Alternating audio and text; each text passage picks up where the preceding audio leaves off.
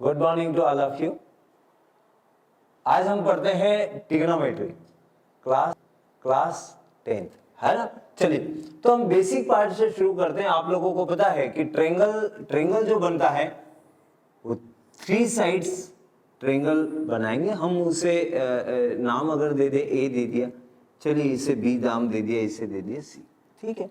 अच्छा, जितनी भी बात हम करेंगे इस सेशन में, तो हम बात करेंगे सिर्फ और सिर्फ राइट एंगल ट्रायंगल की। Right angle triangle means 90 degree angle, है ना। तो राइट एंगल ट्रायंगल की बात हम करने वाले हैं। वैसे आप लोगों को पता होगा कि अगर बाय द वे हम इसे कैपिटल ए, कैपिटल बी और कैपिटल सी से डिनोट करते हैं, तो इसे हम स्मॉल ए से रिप्रेजेंट करते हैं अपोजिट साइड को, है ना।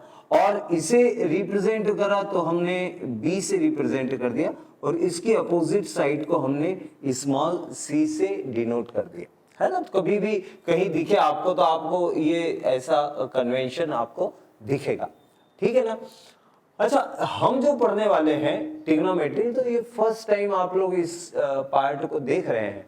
तो यहाँ पर हमारे पास में अगर किसी भी ट्रायंगल में देखें हम लोग, और राइट एंगल ट्रायंगल की बात अपन कर लें, है ना, तो हम उसमें देखते हैं एक तो क्या होगा, एक होगा बेस, एक होगा परपेंडिकुलर और एक होगा हाइपोटेनियस, ठीक है। ये 3 पार्ट होंगे।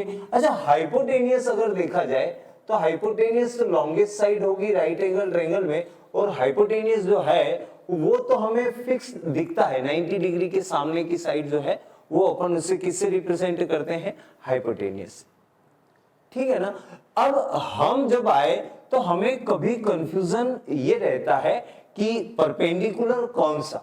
वैसे आप लोगों को कंफ्यूजन इसलिए नहीं होता कि आपको तो जो 90 डिग्री पे एंगल पे जो वैल्यू दिखती है तो आप इसे फट से मान लेते हैं कि ये परपेंडिकुलर है और ये पार्ट है बेस, क्योंकि इसके ऊपर एंगल स्टेब्लिश हुआ है ना। तो आप लोग समझ लेते हैं कि ये बेस है और ये परपेंडिकुलर है, लेकिन ऐसा है नहीं एक्चुअल में, ठीक है। वैसे अगर मैं आपको बोलूं तो आप तो हमेशा यही बोलोगे कि ये परपेंडिकुलर है और ये बेस है, लेकिन होता क्या है कि हमारी पोजीशन के हिसाब से परपेंडिकुलर क्या हो जाता है, चेंज हो जाता है। बेस भी चेंज हो जाता है और क्या, परपेंडिकुलर भी चेंज हो जाता है। जैसे अगर मैं समझाने को बोलूं, यहां से अगर मैं समझाने को बोलूं, या मैं आपको यहां से अगर देख के बोलूं, अगर मैं आपकी तरफ देख रहा हूं तो मेरे सामने की साइड जो है वो क्या है, परपेंडिकुलर। जो सामने मुझे दिख रहा ना, वो मैं जब देखता हूं तो वो मुझे क्या दिखाई देगा, वो परपेंडिकुलर है। मैंने पोजीशन चेंज कर ली तो मेरे सामने जो है वो वॉल को अगर मैं देख रहा हूं तो वो मेरे लिए क्या हो गया, परपेंडिकुलर। इसका मतलब ये हो गया, तब इधर का परपेंडिकुलर थोड़ी होगा, जो मेरे सामने है वो परपेंडिकुलर हो गया, ठीक है ना। जब मैंने पोजीशन और चेंज कर ली तो इस बार ये मेरे लिए परपेंडिकुलर नहीं है, ये वाला पार्ट जो है वो मेरे लिए परपेंडिकुलर है, वो भी परपेंडिकुलर, पर मैं जिस इमेज को देख रहा हूं उसके लिए परपेंडिकुलर मेरे सामने की साइड है।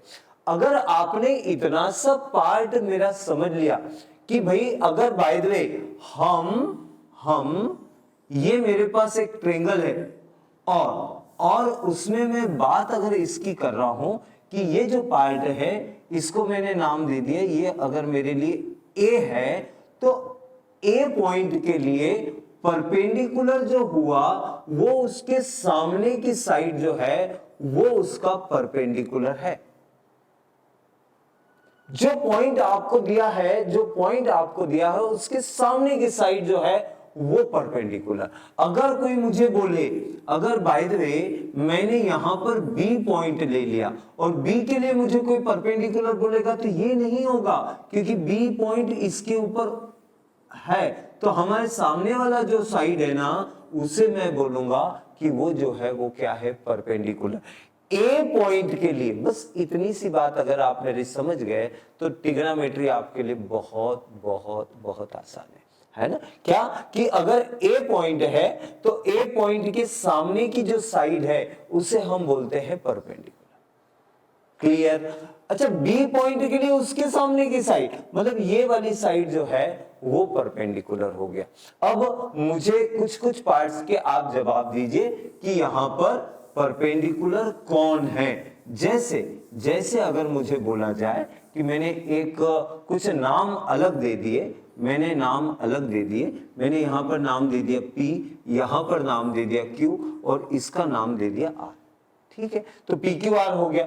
हमने एक काम करेंगे, हम लिखेंगे बेस, हाँ बेस लिखेंगे, फिर हम लिखेंगे परपेंडिकुलर और फिर लिखेंगे हाइपोटेनियस। हाइपोटेनियस लिखने की जरूरत ही नहीं है क्योंकि 90 डिग्री के सामने की साइड QP जो है वो हमेशा क्या होगा, हाइपोटेनियस को रिप्रेजेंट करेगा।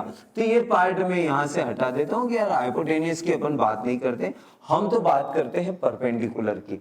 और कोई आपसे पूछे कि पॉइंट कौन सा है, Q पॉइंट के रिस्पेक्ट में, Q पॉइंट के रिस्पेक्ट में आप बताओ बेस क्या है, बेस, तो बेस और दूसरा हो गया परपेंडिकुलर। तो हमें किसके रिस्पेक्ट में बताना, Q के। तो Q के रिस्पेक्ट में सबसे पहले लिखने में आसान वो काम क्या हो गया, RP जो है, RP या PR जो भी आप बोले, है ना, तो RP जो है वो आपका हो गया परपेंडिकुलर, वो हमारे लिए क्या हो गया, परपेंडिकुलर RP, Q के सामने की साइड। और बेस क्या हो गया, बेस ये हो गया QR, QR जो हो गया वो क्या हो गया, बेस हो गया। ठीक है, अगर कोई मुझे बोले कि भैया P पॉइंट के रिस्पेक्ट में आप बताओ बेस क्या होगा, P पॉइंट यहां, उसके सामने की साइड जो हो गई QR, तो QR उसके लिए क्या हो गया, QR ही ना यार, हाँ QR जो है वो उसके लिए परपेंडिकुलर, किसके लिए, P के लिए। यहां से चाहे तो I का एक साइन भी बना सकते हो कि आप यहां से देख रहे हो, तो ये हो गया QR। और बेस अगर मुझसे पूछा जाए तो कितना हो गया, वो हो गया RP।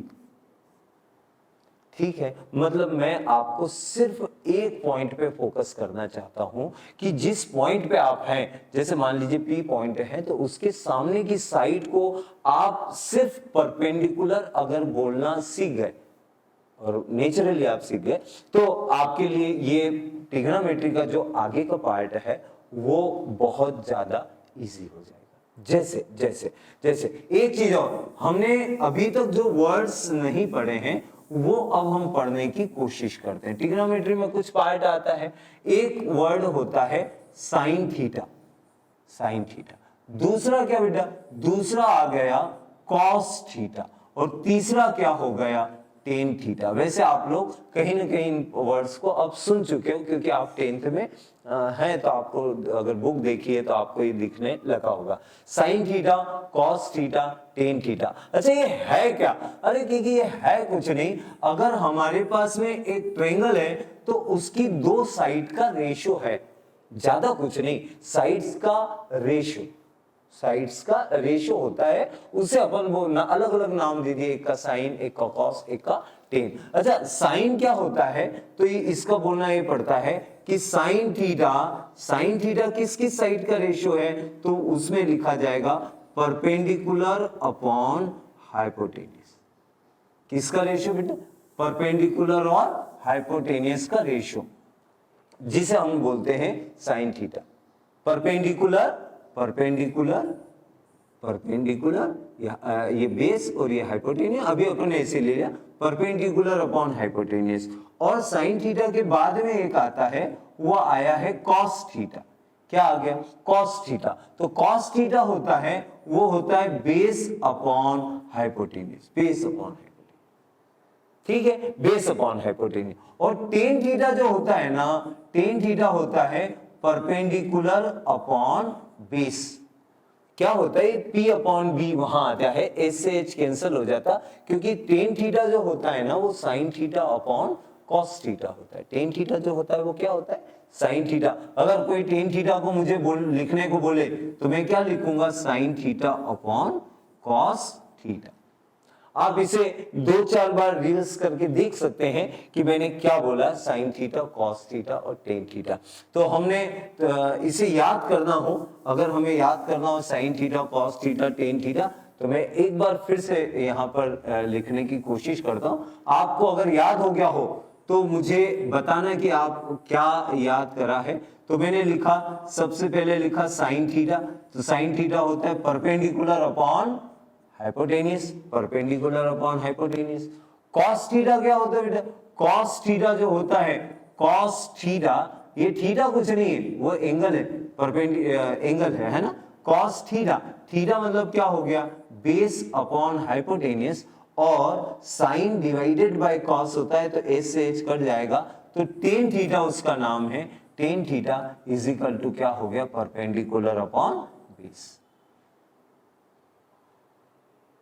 ठीक है, तो हमने ऐसा देखा sine theta, cos theta, tan theta. Sine theta एक दो बार थोड़ा सा समय लगेगा, अपने को देखना भी पड़ेगा। Perpendicular upon hypotenuse, base upon hypotenuse, perpendicular upon base. ठीक है, अच्छा क्या होता है कि अगर आपने इतना याद कर लिया, मैं एक बार और लिख देता हूं, और फिर अपन देखते हैं। मैंने यहां लिखा, वैसे आप लोग बोलते जाए तो बेटर है, साइन थीटा, कॉस थीटा, बोलने से याद हो जाता है बेटा। Tan theta, sine theta, cos theta, tan theta. Sine theta यानी क्या, परपेंडिकुलर अपॉन हाइपोटेनियस, ये कितना बेटा, बेस अपॉन हाइपोटेनियस, और ये कितना, परपेंडिकुलर अपॉन बेस। याद हो गया, एस से एच काट दिया, पी अपॉन बी। अच्छा क्या होता है, इसके रेसिप्रोकल के भी कुछ नाम है, जैसे साइन थीटा है, इसका रेसिप्रोकल करेंगे तो उसका नाम हमने दिया है कॉसेक थीटा, और कॉसेक थीटा होता है एच अपॉन पी, यानी इसको क्या कर दिया, रिवर्स कर दिया, है ना, कन्वर्स कर दिया, रेसिप्रोकल कर दिया। साइन थीटा का रेसिप्रोकल क्या, तो इसको हमने चेंज कर दिया, हाइपोटेनियस अपॉन परपेंडिकुलर कर दिया, तो हमारे पास इसका नाम जो है वो कॉसेक थीटा हो गया। कॉस थीटा का क्या नाम हो गया, अगर उसका रेसिप्रोकल का, तो उसको हमने बोला sec theta, hypotenuse upon base. और टेन थीटा का अगर मैंने रेसिप्रोकल कर दिया तो वो कॉट थीटा, वो आ जाएगा, एस से एच कट गया, तो इस बार बी ऊपर जाएगा ना, तो बी अपॉन पी। वैसे मैंने, अगर मैं आपको समझा तो इसको हमने क्या कर दिया, कन्वर्स कर दिया। ठीक है, तो हमारे पास कुछ नाम आ गए, sine cos tan, sine cos tan, है ना, याद हो गया, साइन कॉस टेन। फिर साइन का कन्वर्स कॉसेक थीटा, तो आप बोल लोगे कॉसेक, फिर कॉस का क्या, सेक, और टेन का क्या, कॉट, टेन का क्या, कॉट। तो हमारे पास में ये वैल्यूज आ गई, साइन थीटा, कॉस थीटा और टेन थीटा, फिर कॉसेक थीटा। अच्छा एक और भी है, अगर बाय द वे कोई बच्चा लिख रहा है तो वो ऐसा समझ सकता है, कॉसेक थीटा मतलब क्या, 1 upon sine theta, 1 upon sine theta, ठीक है ना, अगर कॉसेक थीटा। या वो ऐसा भी लिख सकता है, साइन थीटा क्या, तो साइन थीटा क्या हो गया, 1 अपॉन कॉसेक थीटा। ठीक है, तो हमने ऐसा देखा, और थोड़ा सा पार्ट अपन यहां से एक दो बार इस पार्ट को देख लेना। मुझे ऐसा लगता है कि आपके लिए ट्रिग्नोमेट्री पार्ट थोड़ा सा नया है, लेकिन बड़ा सरल है। आपने इतने से नाम ये याद कर लिया, साइन, कॉस, टेन, कॉसेक, सेक और कॉट, तो जैसे आपने इतना याद कर लोगे तो लगेगा कि अरे पूरा हमें आने लग गया, है ना। एक छोटा सा पार्ट में और यहां से थोड़ा सा बताता हूं आपको, और जरा मुझे ऐसा लगता है कि आप लोग उस पार्ट को इजीली कर सकते हो। ये बेसिक कॉन्सेप्ट है ना। बाय द वे मैंने ऐसा बना दिया, मैंने ऐसा बनाया, यहां पर लिखा, ये लिखा ए, इसे लिखा बी, ऐसा लिखा सी। अच्छा ये हो गया एंगल, ये एंगल है, ये भी एक एंगल है। अलग अलग बताने के लिए कहीं 1 लाइन ड्रॉ कर दी, कहीं 2 लाइन ड्रॉ कर दी, ये तो 90 डिग्री।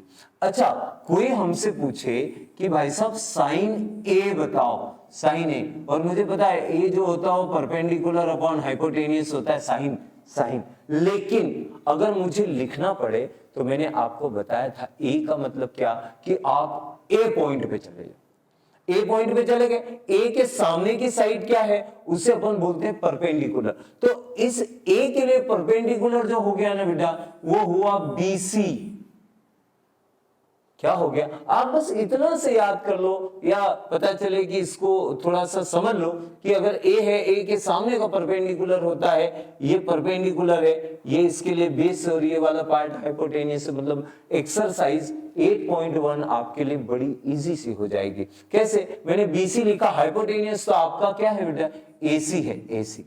ठीक है, cos A, cos A, cos A कितना बेटा, बेस अपॉन हाइपोटेनियस, लिख दूं क्या, बेस अपॉन हाइपोटेनियस। ए के लिए परपेंडिकुलर ये है तो बेस ये हो गया, हमने लिखा A B divided by A C, correct. फिर अपन आ गए टेन ए पर।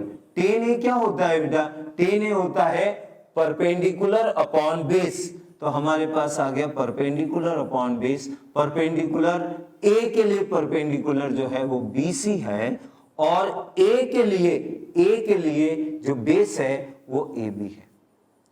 आपको मैं क्या सिखाना चाहता हूं कि आपके पास जो एंगल यूज करा हुआ है उसके सामने की साइड जो होती है वो होती है परपेंडिकुलर, जिस पे बना हो वो बेस, और third one is hypotenuse. Clear? अच्छा, अगर बाय द वे मैं यहां से हटाऊं, मुझे यहां पर थोड़ा सा टाइम इसमें डिवोट करना पड़ेगा, क्योंकि रीजन क्या है कि अगर बाय द वे आपने मेरी एक बात समझ ली, क्या बेटा, कि साइन सी होता परपेंडिकुलर अपॉन हाइपोटेनियस। सी के लिए परपेंडिकुलर, ए के लिए परपेंडिकुलर BC था, लेकिन सी के लिए परपेंडिकुलर क्या हो गया बेटा, चेंज हो गया। सी के लिए परपेंडिकुलर जो है वो आ गया AB और हाइपोटेनियस तो फिक्स है, वो है AC। समझ में आ रही है आपको बात? अच्छा, फिर अपने पास में आ गया cos C, तो cos C में आता base upon hypotenuse. Base C के लिए बेस क्या हो गया बेटा, ये तो परपेंडिकुलर था, C के लिए सामने वाला परपेंडिकुलर, तो ये जो आ गया वो क्या आ गया, ये बेस आ गया, मतलब हमने लिखा BC अपॉन AC। और जब आप इतना लिख लेंगे, तो जब आपको बस इतना समझ में आ जाए कि परपेंडिकुलर उस पॉइंट के लिए परपेंडिकुलर क्या है, फिर तो क्वेश्चन ऐसे इजी होते हैं।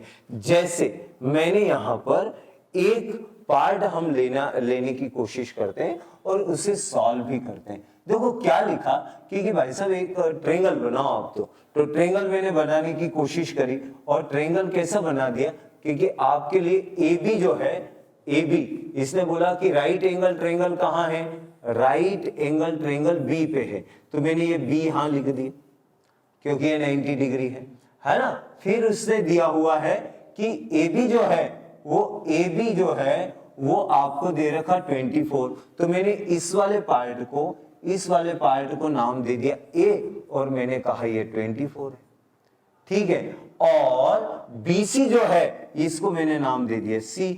BC इज इक्वल टू मेरे पास में है 7। अभी मुझे पता नहीं कि ये किसको निकालने की बात कर रहा है, लेकिन मैंने क्या करा है, यहाँ पाइथागोरस थ्योरम लगा दिया है ना। पाइथागोरस थ्योरम में क्या होता है, हाइपोटेनियस का स्क्वायर इज इक्वल टू दोनों साइड के स्क्वायर का सम, तो 24 का स्क्वायर प्लस 7 का स्क्वायर। मैं यहां पर आपको एक एक स्टेप नहीं बता रहा हूं, मैं आपको आइडियाज दे रहा हूं, या मैं बोलूं कि मैं आपको सिर्फ सिखा रहा हूं। मैं यहां पर ऐसा लिख सकता था, पर मुझे पता है कि आप बेस का स्क्वायर प्लस परपेंडिकुलर का स्क्वायर ऐसा लिख सकते हो, लेकिन फिर बेस और परपेंडिकुलर की बात करें आप उलझ न जाए, है ना। तो h square is equal to आ गया 576 प्लस 49, तो h square is equal to हमारे पास में आ गया 625। h इज इक्वल टू आ जाएगा 25 का स्क्वायर। जो क्या बोलना चाहिए, डिस्टेंस जो रहता है वो ऑलवेज भी पॉजिटिव, तो मेरे ये आंसर आ गया पॉजिटिव, ठीक है। तो मैंने कुछ नहीं करा, मैंने पाइथागोरस थ्योरम लगा दिया। पाइथागोरस थ्योरम तो आपको बहुत सारे पार्ट की याद हो जाना चाहिए, है ना। इस डिस्कशन को बहुत ज्यादा मैं बना रहा हूं इसलिए, नहीं तो पाइथागोरस थ्योरम में भी बहुत सारे पार्ट में आपको सिखाने की कोशिश करता, लेकिन हमें इसने बोला कि आपके पास में जो है ना, उसमें आप है ना हमको साइन A निकाल दो। एक तो आप ज्यादा काम मत करो, आप सिर्फ साइन A और कॉस A निकाल दो। साइन का फार्मूला होता है परपेंडिकुलर अपॉन हाइपोटेनियस, कॉस का फार्मूला होता है बेस अपॉन हाइपोटेनियस। इससे ज्यादा उसने अपने से कुछ पूछा भी नहीं है। और हमें पता है कि अगर A है तो मुझे A पर जाके खड़ा हो जाना पड़ेगा, इसका मतलब है मुझे यहां खड़ा हो जाना पड़ेगा, और यहां से उसके सामने अगर देखूं तो मेरे लिए बेस परपेंडिकुलर जो है वो BC है, उसके लिए परपेंडिकुलर जो है BC है, और हाइपोटेनियस जो है वो AC है। मुझे समझ में आता होगा कि मैं यहां कोशिश कर रहा हूं, एक पे जाके खड़ा हो गया, वहां से जाके मैंने देखा परपेंडिकुलर। अच्छा, बेस जो है ये परपेंडिकुलर हो गया, तो बेस क्या हो गया बेटा, वो हो गया AB अपॉन AC हो गया, ठीक है। तो BC कितना हुआ, BC जो है, BC की वैल्यू जो है वो 7 है और डिवाइडेड बाय 25, और इधर AB कितना है बेटा, AB इज इक्वल टू 24/25। आपने देखा इस क्वेश्चन में क्या खास ये कि जिस पॉइंट पे वो गए वहां से आपको परपेंडिकुलर निकालते आया या नहीं आया, ये इसका मेन पार्ट है। अच्छा देखो, उसकी बदमाशी क्वेश्चन सॉल्व करने के लिए उसने आपको सिखाने की कोशिश एक बार और करी। उसने बोला कि आप लोग लिखो साइन सी मतलब परपेंडिकुलर अपॉन हाइपोटेनियस। मैं दौड़ के जाके खड़ा हो गया यहां सी पर, और सी के सामने का परपेंडिकुलर, तो मैंने डायरेक्ट इस बार लिखा 24/25, क्योंकि मुझे सिर्फ परपेंडिकुलर देखना है। देखने आ गया मतलब मेरा क्वेश्चन सॉल्व। फिर उसने बोला कि आप कॉस सी भी निकालो बेस अपॉन हाइपोटेनियस, तो जब ये परपेंडिकुलर हो गया तो ये बेस हो ही जाएगा। आंसर 7/25। ठीक है, तो हमने ऐसा देखा, ये जो क्वेश्चन था, ये क्वेश्चन जो क्वेश्चन नंबर 1 है वो हमने सॉल्व कर लिया। और यहां पर एक छोटा सा, इसके बाद में क्वेश्चन अपन सॉल्व करने की कोशिश करते हैं नेक्स्ट क्वेश्चन में। ठीक है, ओके।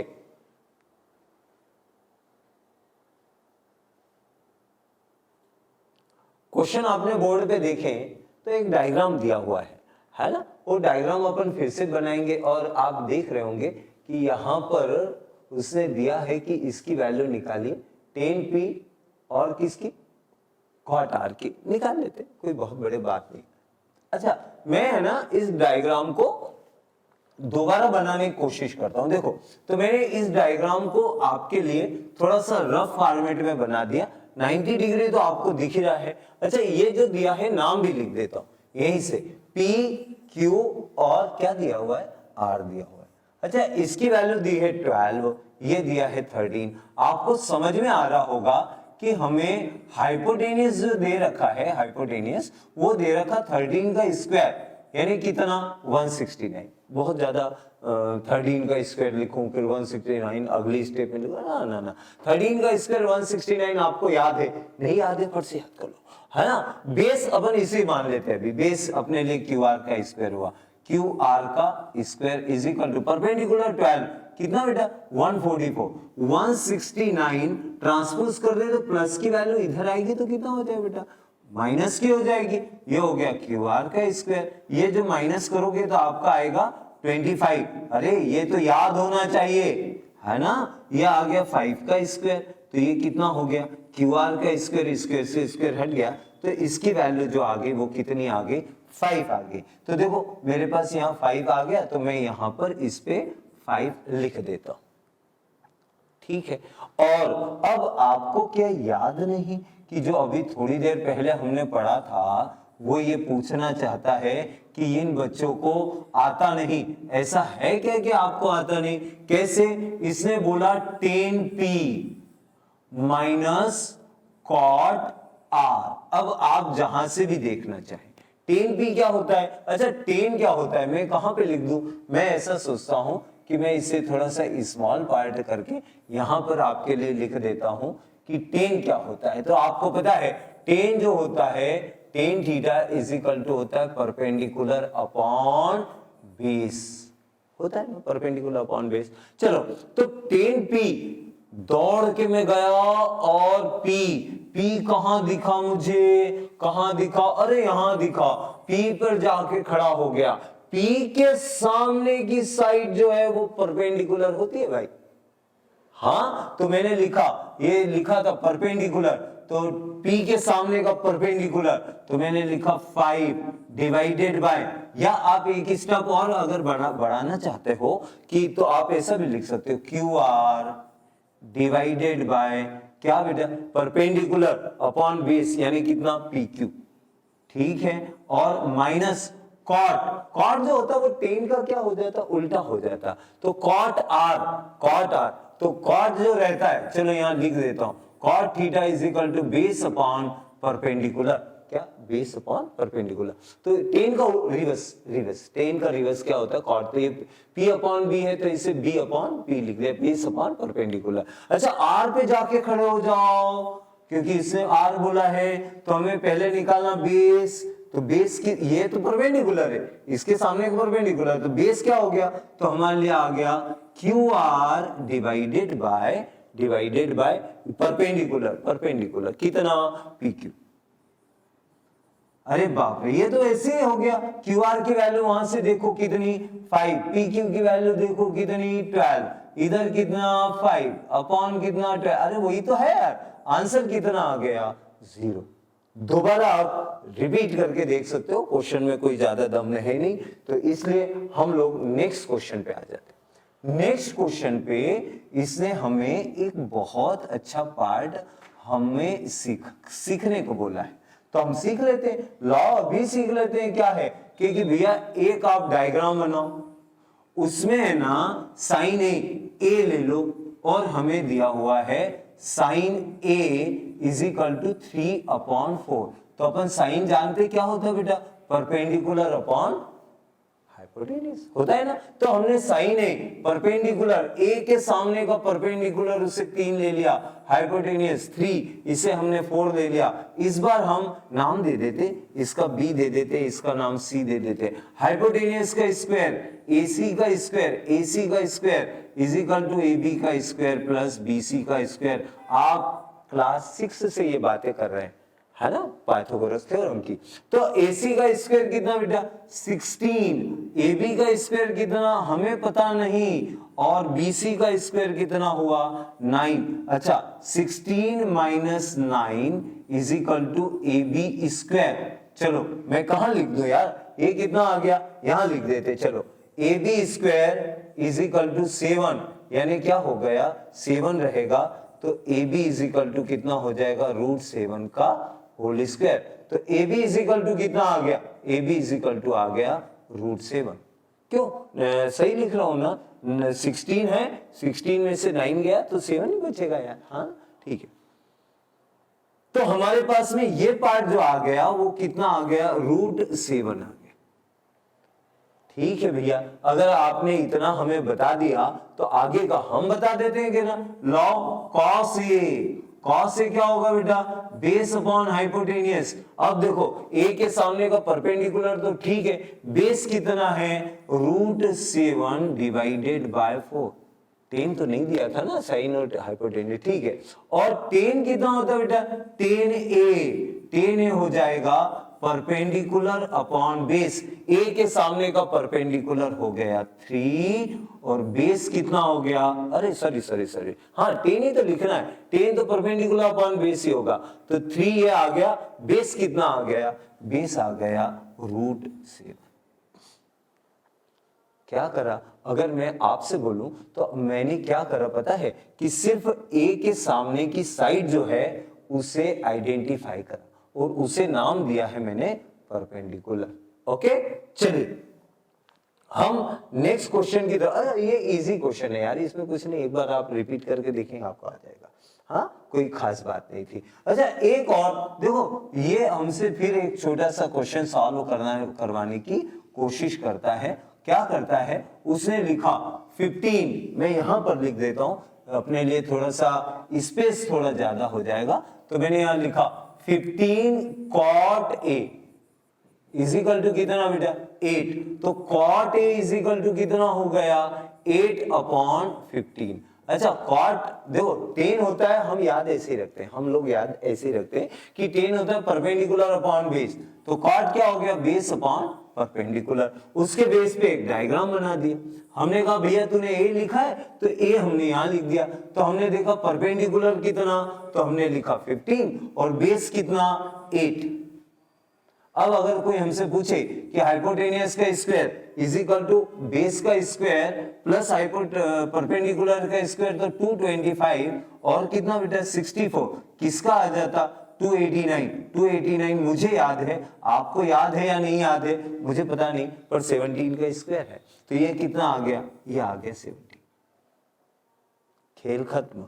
कैसे, वो ऐसे कि अगर बाय द वे हमें लिखना है साइन ए याद हो तो बोलो, परपेंडिकुलर अपॉन हाइपोटेनियस, ए के सामने को परपेंडिकुलर कितना 15, हाइपोटेनियस 17। ले भाई आंसर। फिर क्या बोला बेटा, सेक, सेक किसका रिवर्स होता है, कॉस का। कॉस क्या होता है, बेस अपॉन हाइपोटेनियस, तो इसमें अपन उल्टा कर देंगे, हाइपोटेनियस अपॉन बेस। कॉस क्या होता है, कॉस थीटा होता है बेस अपॉन हाइपोटेनियस, सेक जो है उसका रिवर्स पार्ट। ठीक है, चलिए हाइपोटेनियस तो फिक्स है भैया 17। अच्छा, ए के सामने को परपेंडिकुलर बेस कितना, 8। हमारा क्या आ गया आंसर, सरल है क्या, उसके अंदर कोई बहुत बड़ी बात है। लो अभी अपन दूसरा क्वेश्चन करते हैं। हमसे पूछा है कि भाई साहब ये जो आपको दिया है वो दिया सेक थीटा, क्या दे दिया, उसने दिया है हमें दे दिया सेक थीटा, तो मैंने लिखा sec theta is equal to 13/12। 13/12 हमने कहा सेक थीटा क्या होता है बेटा, कॉस थीटा होता है बेस अपॉन हाइपोटेनियस। ये क्या दे दिया आपको, हाइपोटेनियस अपॉन बेस। हमने डायग्राम बनाया, लो फट से डायग्राम बनाया, इसे लिखा थीटा। एंगल थीटा के सामने का जो होता है वो परपेंडिकुलर, इस बार हमें परपेंडिकुलर नहीं दिया, हाइपोटेनियस दे दिया, और थीटा के सामने का परपेंडिकुलर हो तो परपेंडिकुलर हमें पता नहीं, और ये जो बेस है वो हमें दे दिया 12, थीटा के सामने का परपेंडिकुलर, यस ना, तो हमने परपेंडिकुलर, बार बार कितनी बार बोलूंगा, और पर ये समझाने के लिए बोल रहा हूं कि आप इतना समझ जाए कि जो एंगल दिया है उसके सामने का परपेंडिकुलर होता है, बाकी और कुछ समझाने की जरूरत नहीं। अच्छा, आप लोगों को पता है कि हाइपोटेनियस का square is equal to base का स्क्वायर प्लस परपेंडिकुलर का स्क्वायर, हाइपोटेनियस का स्क्वायर 13 का स्क्वायर 169, बेस का स्क्वायर 144। ये तो क्वेश्चन नंबर 1 में था शायद, इसको इधर माइनस कर दोगे तो 25 आ जाएगा पी स्क्वायर, और आप में से कोई बच्चा तो बहुत तेजी से बोला है शायद कि P is equal to perpendicular is equal to कितना आ गया, 5 आ गया। हाँ, जब इतना आ गया तो कोई बच्चा बोल रहा है कि सर इसमें सबसे पहले तो जो हम निकालेंगे ना वो हम निकालेंगे कॉस। इसने बोला है you just try to find out the other trigonometrical ratio. क्या निकालना है, अदर ट्रिग्नोमेट्रिकल रेशियो हमें निकालना है, जो अभी अपन निकाल लेंगे। कैसे, क्योंकि सबसे पहले तो सेक थीटा दिया है ना, तो हम निकालेंगे कॉस थीटा, क्योंकि कॉस थीटा तो उसी का रिवर्स हो जाएगा ना बेटा। सेक थीटा और कॉस थीटा क्या होते हैं, रेसिप्रोकल होते हैं, तो वो रेसिप्रोकल लिख दिया। सेक थीटा 13/12, ये कितना हो गया 12/13, ये तो अपन ऐसे ही लिख सकते थे। फिर अपने पास में आया साइन थीटा। साइन थीटा क्या होता है बेटा, परपेंडिकुलर अपॉन हाइपोटेनियस। परपेंडिकुलर जब बताओ तो मुझे 5 डिवाइडेड बाय कितना 12, तो ये आ गया। इसका कन्वर्स क्या होता है बेटा, कॉसेक थीटा। कॉसेक थीटा कितना हो जाएगा 12/5, आपको समझ में आ रहा, ये 5/12 आया तो 12/5 आ गया। Sine theta cos theta, tan theta. Tan theta क्या होता है बेटा, परपेंडिकुलर अपॉन बेस। तो परपेंडिकुलर कितना, परपेंडिकुलर होता है 5, बेस कितना होता है 12। टेन का उल्टा जो होता है वो कॉट थीटा होता है, और कॉट थीटा आएगा 12/5। तो छोटे छोटे नंबर से लिखे, नंबर से यहाँ थोड़े से मैं मतलब क्या है, हैंड राइटिंग थोड़ी घुमा घुमा के भी लिख रहा हूँ, तो उससे कोई मतलब नहीं, क्योंकि आपको समझ में आता है कि ये बस मेन काम तो ये ABC की मतलब साइड की लेंथ निकालने का है ना। उसके बाद तो सब्स्टिट्यूट करना है यार, साइन कॉस टेन जरा से याद करा कि वैसे हमें सारा कुछ आने लग जाता है यहाँ से। ठीक है, यहाँ पर अगर देखा जाए तो मेरे पास में एक पार्ट जो दे रखा है ना, वो क्या दे रखा है कि एक क्वेश्चन और मुझे दे रखा है, क्या दे रखा उससे अपन देखते हैं। अच्छा, ये नेक्स्ट पार्ट का भी कुछ ना कुछ अपने पास में ऐसा दिख रहा है, तो चलो मैंने इसे हटा दिया और इसे ले जाके ऊपर रख दिया। अपन देखते हैं कि ये क्वेश्चन जो है जरा सबसे अच्छा क्वेश्चन है बेटा, मुझे है ना इसको थोड़ा सा समझाना पड़ेगा। ये मैं ऐसा समझाने की कोशिश करता हूँ इस पार्ट को, और क्या करें, यहां से हमने उठाया, क्वेश्चन ही उठा लेते हैं, अरे चले ये यही रह गए, कोई बात नहीं। हमने ऐसा देखा कि A and B are the acute angle, A and B are the acute angle. इस क्वेश्चन को बहुत ध्यान से समझना, मेरी जितना फास्ट में अभी चल रहा था अब देखो उतना स्लो चलूंगा। क्यों, क्योंकि हो सकता है कि ये पॉइंट जो है वो थोड़ा सा हमें समझने की जरूरत पड़े। ठीक है, तो देखो मैंने क्या करा कि हमने एक डायग्राम बनाया, डायग्राम में दो वर्ड लिखे, एक तो ए और एक लिखा बी, और ये वाले को हमने मान लिया सी। क्यों सी मान लिया? क्योंकि हमें बोला है ए और बी जो है वो एक्यूट एंगल है, एक्यूट एंगल है मतलब 90 डिग्री से कम है, 90 डिग्री वाला एंगल हमने अलग से बना दिया, करेक्ट। अब जरा हम ध्यान से पढ़ें, इसने दिया है cos A is equal to cos B, क्या दिया हुआ है? cos A is equal to क्या दे रखा है? cos B, ठीक है। जैसे मैंने लिखा है तो आपको एक चीज समझ में आ रही है क्या? और हमें प्रूव क्या करना है? प्रूव ये करना है कि एंगल A और एंगल B आपस में बराबर है, ये हमें बताना है उसे। तो अपन बताने की कोशिश करते हैं। देखो कैसे, तो मैंने एक काम करा, मैंने आप लोगों से पूछा कि देखो cos A में अगर मुझे लिखना पड़े तो cos A वैसे होता क्या है, तो मैंने यहां लिखा cos थीटा इज इक्वल टू होता है बेस अपॉन हाइपोटेन्यूज, ठीक है। अच्छा A के लिए बेस क्या हो गया बेटा? ये वाला AC, तो मैंने लिखा AC divided by AC, base मैंने लिख दिया, हाइपोटेन्यूज क्या हो गया बेटा? AB, ठीक है। फिर हमारे पास में क्या है? cos B, तो B के लिए परपेंडिकुलर AC हो जाएगा, लेकिन बेस क्या होगा? वो हो जाएगा BC, और हाइपोटेन्यूज हमेशा क्या होगा? AB। मैंने ठीक लिखा, सोच के लिखा, आराम से लिखा, इस बार कोई जल्दी नहीं। क्यों जल्दी नहीं? क्योंकि cos A का हमने देखा तो cos A is equal to base AC upon AB, और B के लिए मेरे लिए बेस जो था BC, लिखा है ना BC? हाँ लिखा है BC अपॉन AB। अब देखो इसमें क्या हुआ, AB से AB आप कैंसिल कर सकते हो, और AC इज इक्वल टू क्या लिख सकते हो? BC। मतलब हमारे पास दो काम आए, AC और BC जो है आपस में इक्वल आ गए, और जब दो साइडें आपस में इक्वल होती है उस ट्रायंगल का नाम क्या होता है? आइसोसेलेस ट्रायंगल, है ना। तो हमारे पास दो साइडें आपस में बराबर, हाइपोटेन्यूज तो बड़ी होती है, उसमें कौन सी बड़ी बात है।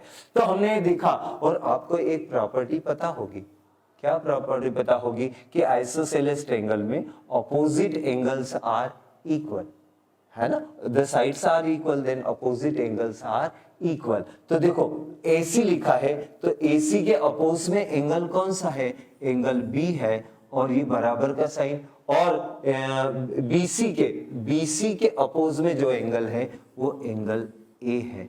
अच्छा एक चीज मैं आपको बता दूं, ये वाला जो पार्ट है बहुत आराम से समझने वाला है, दिखने में बहुत सरल क्वेश्चन है, लेकिन कभी कभी टीचर भी उलझ जाते हैं।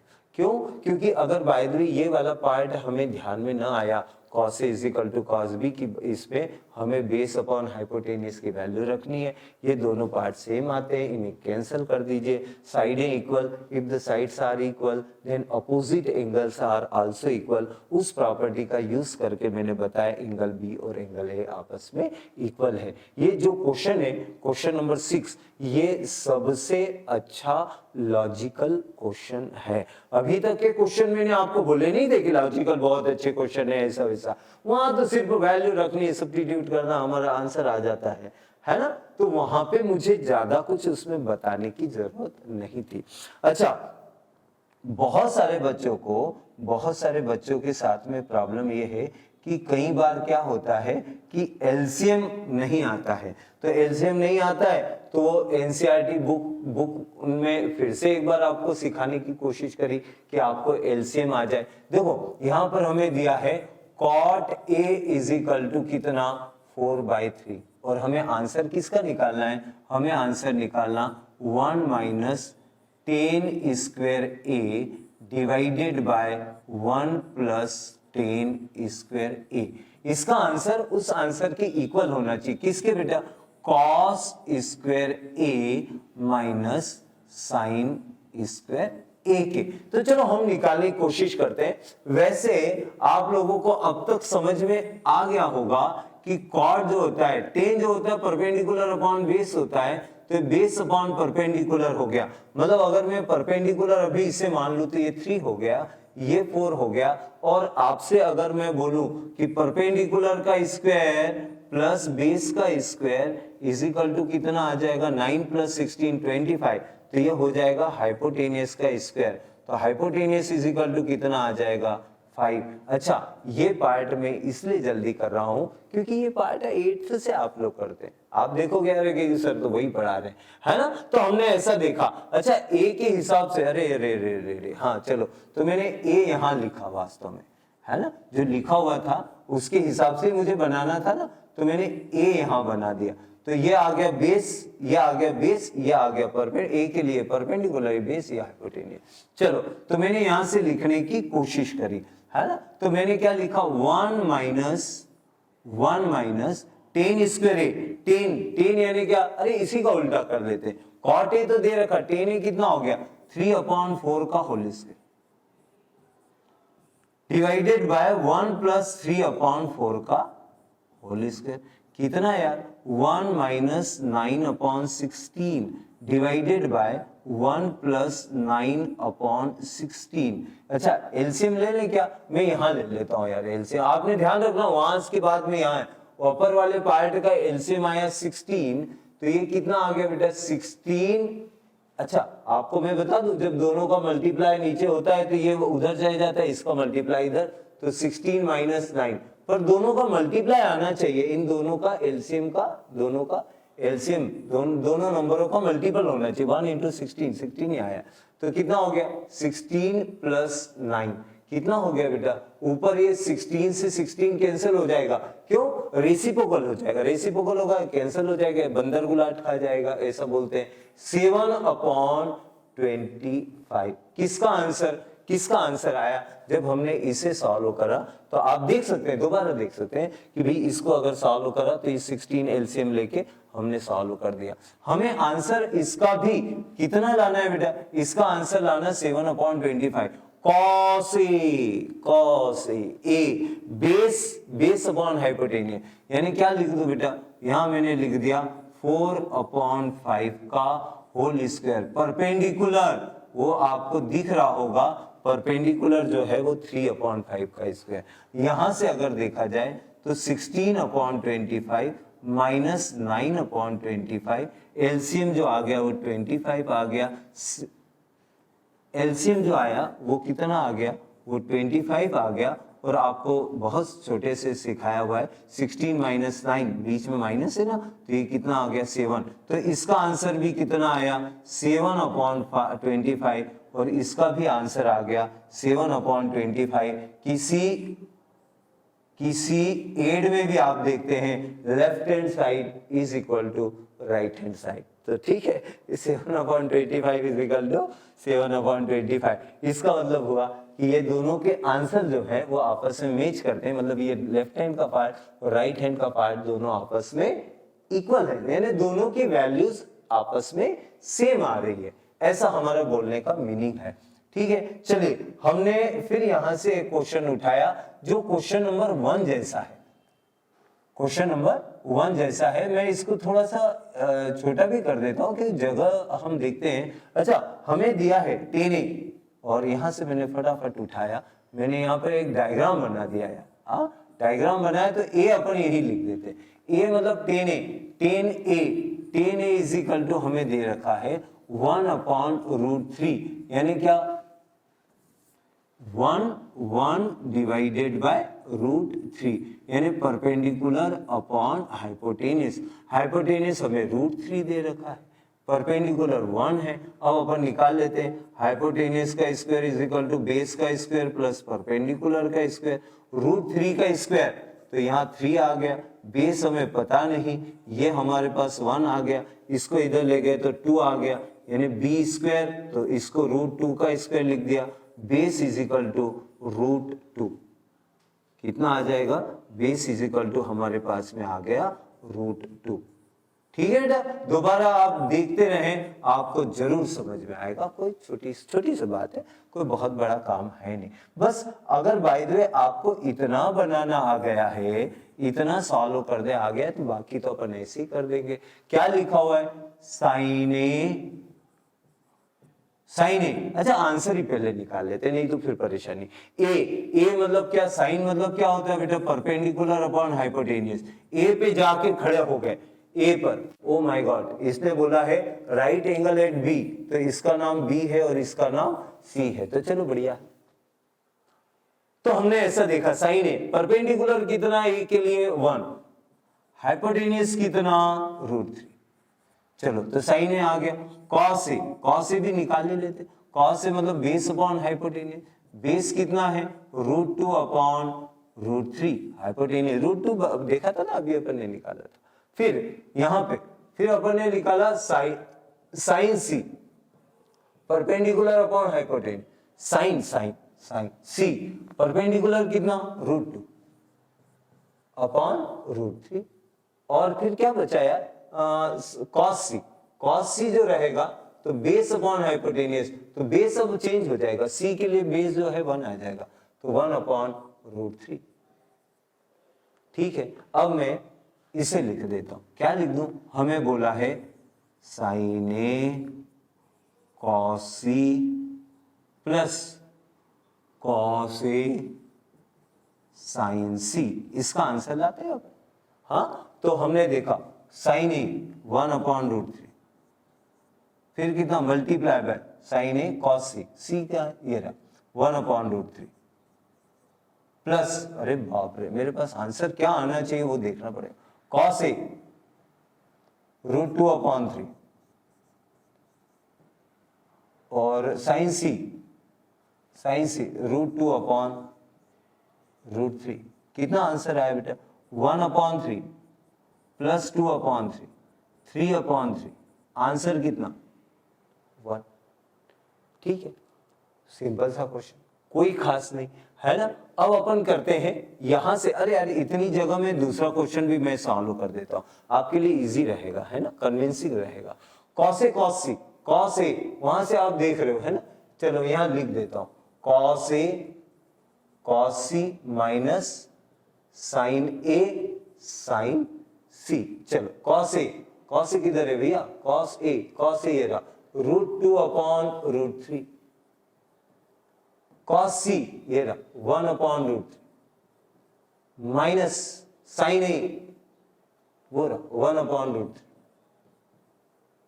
और क्या है बेटा? साइन सी ये रहा √2 अपॉन 3 √3। अच्छा, ये दोनों सेम तो है, बीच में माइनस है, आंसर कितना? 0। वैसे आगे की पार्ट में हमें पहले से पता होता है कि ये 0 आने वाला है, लेकिन वो 11th का पार्ट है, तो वो मैं आपको अभी नहीं बता रहा हूं। ठीक है ना बेटा, वैल्यू निकाली, वैल्यू सब्स्टिट्यूट कर दी, इसके अलावा कोई बहुत बड़ा टास्क है नहीं। अच्छा, मैं एक काम और यहाँ पे कर रहा हूँ। एक सबसे अच्छा क्वेश्चन जो मैं इस पूरी एक्सरसाइज में मानता हूँ, वो पार्ट जो है वो अब आया है। देखो मेरे पास में आया है कि इसने ऐसा दिया है, कहीं पर 90 डिग्री दिया होगा, क्यू पर 90 डिग्री है। क्यू पर क्या है? क्यू पर 90 डिग्री, तो मैंने 90 डिग्री बना दिया। ठीक है, फिर एक जगह मैं कहीं पर P लिख लेता हूं, एक जगह R लिख लेता हूं, बस इसके अलावा मेरे पास है नहीं। अच्छा, इसने दिया है PR plus QR is equal to 25। चलो मैं एक काम करता हूं, PR को X मान लेता हूं, QR को ऐसे ही रहने देता हूं, इज इक्वल टू कितना हो जाएगा? 25। QR कितना आ जाएगा बेटा? QR आएगा 25 माइनस X। तो QR जहां है, QR इसको मैंने लिख दिया 25 माइनस X, यही इसका मेन पार्ट है, बाकी कुछ भी नहीं, है ना।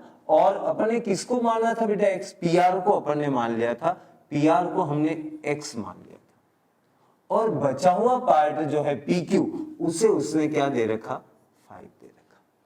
ये इसका मेन पार्ट है, क्योंकि यहां से अपन क्या करने वाले हैं? पाइथागोरस थ्योरम के थ्रू इसकी X की वैल्यू निकालने वाले हैं। तो मैं निकालने की कोशिश करूं X की वैल्यू, देखते हैं। तो मैंने क्या करा, मैंने यहां पे लिखा कि हाइपोटेनियस का square is equal to base का स्क्वायर प्लस परपेंडिकुलर का स्क्वायर। ठीक है बेटा, हाइपोटेनियस का स्क्वायर मैं इसे थोड़ा सा इधर कर देता हूं और p यहां लिख देता हूं यार, आप समझ जाने कि मेरे थोड़ी जगह चाहिए यार।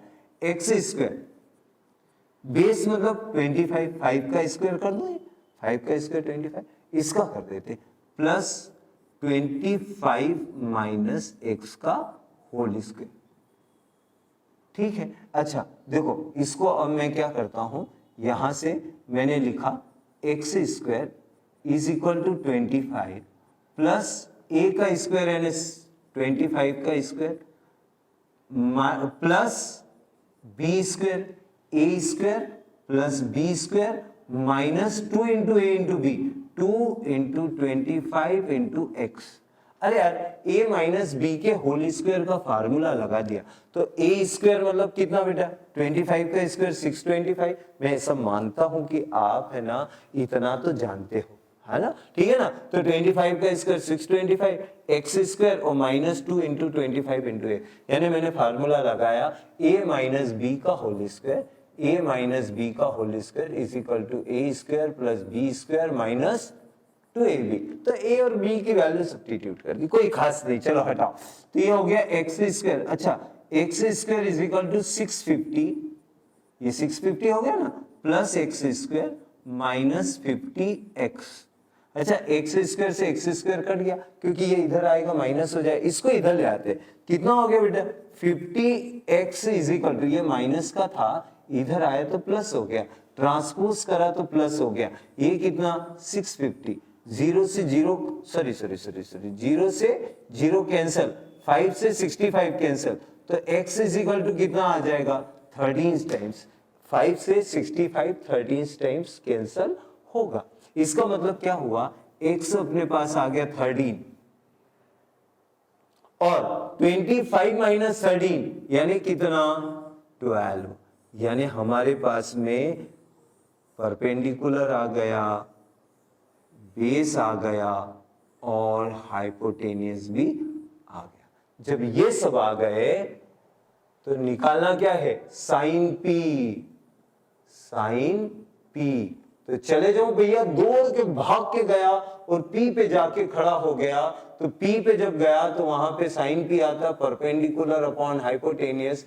परपेंडिकुलर आपको सामने दिख रहा है कितना है 12, हाइपोटेनियस कितना 30। फिर हम आए cos p पे, तो cos p आएगा बेस अपॉन हाइपोटेनियस, बेस जो मुझे नीचे जो दिख रहा है वो दिख रहा है 12 अपॉन 13, और टेन जो है टेन पी जो आएगा परपेंडिकुलर अपॉन बेस, तो परपेंडिकुलर p के लिए जो है वो 12 है, बेस कितना है भैया, बेस जो है वो 5 है, और यही आंसर है। और ये 10 क्वेश्चन जो थे, 3 क्वेश्चंस जो थे, अगर आप इसे एक दो बार देख लें और हर क्वेश्चन को थोड़ा सा रिपीट करके देख लें तो आपको जरूर समझ में आएगा। और ये पार्ट अगर ट्रिग्नोमेट्री की ये जो एक्सरसाइज थी, हमने देखा कि ये जो एक्सरसाइज थी, अगर मैं आपको थोड़ा सा इसे फिर से बताने की कोशिश करूं यहां से, तो पहले पार्ट में देखो ये बड़ा रफ पार्ट दिख रहा है, लेकिन पहले पार्ट में हमने ये देखने की कोशिश करी थी कि अगर किसी एक पोजीशन पे हो तो परपेंडिकुलर हम किसे मानेंगे, यही उस पार्ट का बेस था। दूसरे में हमने कुछ क्वेश्चंस लिए थे जिसमें कुछ नहीं समझाया था, उसमें सिंपल सी बात बोली थी कि अगर आपको राइट एंगल ट्रायंगल निकाल दे दिया जाए तो उसमें आप हाइपोटेनियस या दूसरी साइड निकाल सकते या नहीं निकाल सकते। फिर जब आपको निकल गया तो वही पार्ट बार बार रिपीट होता है कि किसी एक पॉइंट पे जाके आप परपेंडिकुलर को आइडेंटिफाई करो, है ना। फिर हमने आगे बढ़े और आगे बढ़ के हमारे पास में जिस तरह के क्वेश्चंस आए, मैक्सिमम क्वेश्चनों में हमने सबसे पहले पाइथागोरस वाला पार्ट करा और फिर ये समझने की कोशिश करी कि उसके सामने की साइड जो होती है वो परपेंडिकुलर होती है, चाहे वो क्वेश्चन नंबर 2 हो, चाहे वो क्वेश्चन नंबर 3 हो। अगेन आप देखो तो पाइथागोरस थ्योरम और फिर वैल्यू सब्स्टिट्यूशन, फिर नेक्स्ट पार्ट में Pythagoras theorem, value substitution, 6 question जो 5th question Pythagoras theorem, value substitution. 6 question में थोड़ा सा अलग था जो मैंने बहुत आराम से आपको समझाया। Pythagoras theorem, value substitution. Next part Pythagoras theorem, value substitution and Pythagoras theorem, value substitution. इसका मतलब ये है कि अगर पाइथागोरस थ्योरम आपको अच्छे से आती है तो आपका ये पार्ट हो गया कंप्लीट। क्लियर? ये आप पक्का कर लोगे। और आपको जब ये पता है कि इसके P अगर पॉइंट है उसके सामने को परपेंडिकुलर होता है, दूसरी साइड हाइपोटेन्यूस तो मैक्सिमम वाली वैल्यू जो रहती है और ये वाला पार्ट बेस होता है, तो आप ये कर लोगे। मुझे ऐसा लगता है कि अगर पाइथागोरस थ्योरम पे कमांड कर दो, थोड़ा सा समझ लो कि सामने की साइड को अपन परपेंडिकुलर बोलते हैं, तो एक्सरसाइज आसान, चैप्टर आसान। Thank you.